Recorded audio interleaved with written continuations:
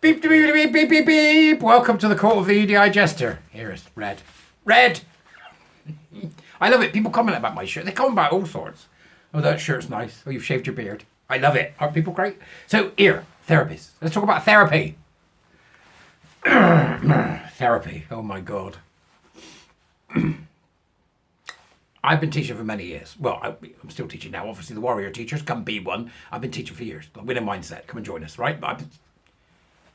And I know that my profession of education is absolutely replete with cowboys and cowgirls, right? Who are just nonsense merchants, snake oil salesmen, or just incompetent, people with clipboards and PowerPoint presentations. They're just incompetent. And there is far more of them. My guess is that 20% of trainers or educators, I'm not talking about HE, higher education, or FE, further education. I'm talking about within, for example, the public sector, the private sector, and the charity sector. In other words, adult education, or as it's known, andragogy, the teaching of adults, that 80% of them are cowboys and cowgirls, and 20% are any good. Right? And only one of the 20% is a real serious professional educator. So we've got cowboys in education. Boy, have they got cowboys in therapy. Therapy has got a lot to answer for. The therapeutic professions have got a lot to answer for because they spout cobblers with just as much alacrity and elan as do educators, adult educators. However, it's always a however. At this point, like, subscribe, buy me a coffee, the usual. However, we do have a website called criticaltherapyantidote.org, which I've got the links to in the doobras for you, along with an article which is written by a Lucy Benet, who is a member of Thoughtful Therapists. Now, Thoughtful Therapists are attempting to make sure that their industry is traditional therapy driven and understands that you can get rid of all the nonsense. So they're the antidote as well, critical therapy antidote. So they're looking at serious therapeutic work in order to highlight their own capacity for dealing with people who have got, for example, trans ideation, or who are stuck in the critical social justice cult with a power oppression mindset loop where they can't get out of it, so it's making them ill. They're working with people who are wanting to engage with classic therapy. And so therefore they are vested, as I am vested, in getting the cowboys out of their industry, and cowgirls. I don't want the women's after me, and the cowgirls, right, out of their industry. A lot of them. So both industries are dominated by women, by the way. Dominated by women. It just is. Lucy Benet, who is a member of Thoughtful Therapists, is going to take issue with an article called 10 Tips for Working with Trans Students.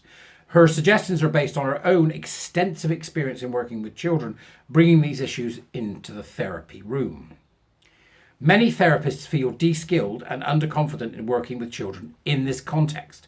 Given the pressure to treat trans-identifying clients as exceptional and therefore requiring special treatment, and of course yet more specialist training, that's what's... So in other words, therapists are getting, pulled into this.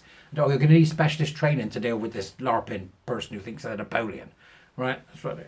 I'm not Napoleon, I'm Elizabeth I, and so's my wife. So they're getting caught in this... Oh, if you want to work with these people, don't work with them is my advice. You know who you can work with and you're doing it well, I imagine. So stay with that idea, Thoughtful Therapists, that what you're looking for is people who are looking for genuine help so that you can address why this kind of ejaculation of trans identity has arrived out of the, I suppose what you call the comorbidities knob.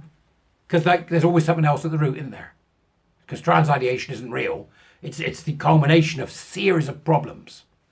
So there's always something else underneath that you've got to deal with what's underneath. So I think therapists have got a very hard job on this front.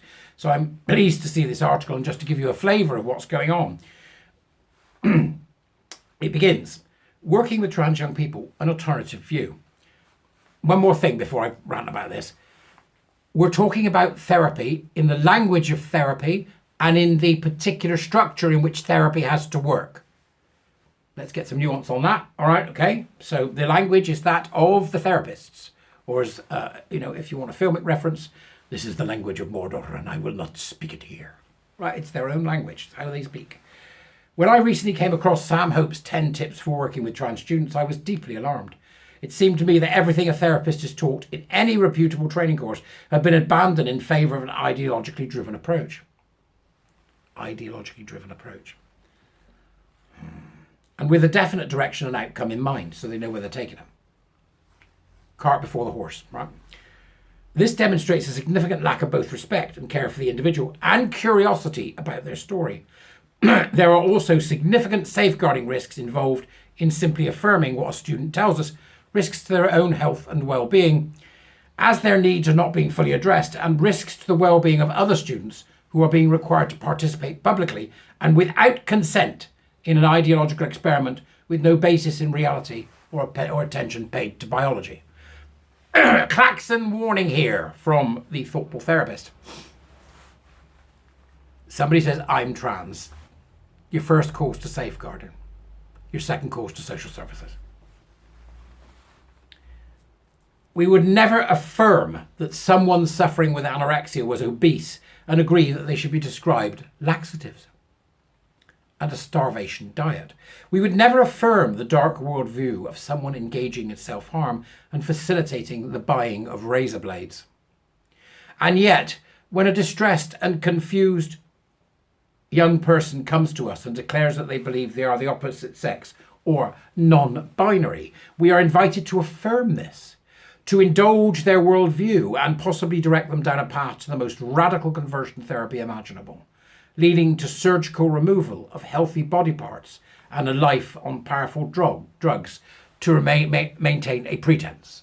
A pretense, there you are, falsehood. The lie of trans.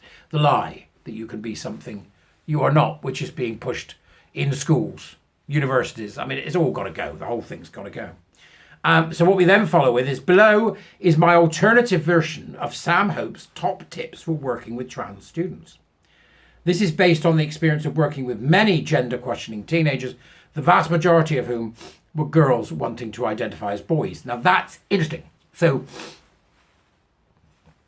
girls wanting to identify, but far more of them. That's because they're running from something. What are they running from? Womanhood? Do they have other issues in their life? Self-harm, ADHD, autism, whatever it may be that's diagnosed. This is someone who has the experience of working with those particular young people at a granular level. Very close-up view. So let's just give you a flavour before I recommend you go and read the blog, which they bothered to write. I always say that. I don't care. We'll start. So top 10 tips. And this is where I stand, because I've said it all along, that the first point of triage is education. So number one, top tip, education, education, education there. Saying that term, education, education, education, which was part of Tony Blair's 1997 nonsense, which turned out to be nonsense. Training for all staff, because not all trans students will be known to you, and governors from trans-led agencies. Gender diversity talked about competently and in a non-pathologizing way in classes such as PSHE, psychology and sociology. Trans people visible on posters in the curriculum, books and in the library, right? There's where we part company. Exclude people from activist groups from delivering training. That's the first thing. Treat trans identification in the same way as any other mental emotional health issue. Feelings are not facts. Safeguarding students from social contagion and from ideological and sexual exploitation is the primary duty of all staff. So there you've got the first one, which I part company with, comes from samhope.co.uk. They're ridiculous. Education, education, education, which is in fact indoctrination, indoctrination, indoctrination. Be training for all staff for trans and non-binary. And then you've got the reality of Lucy Benet, the thoughtful therapist, saying, is it Benet or Benet?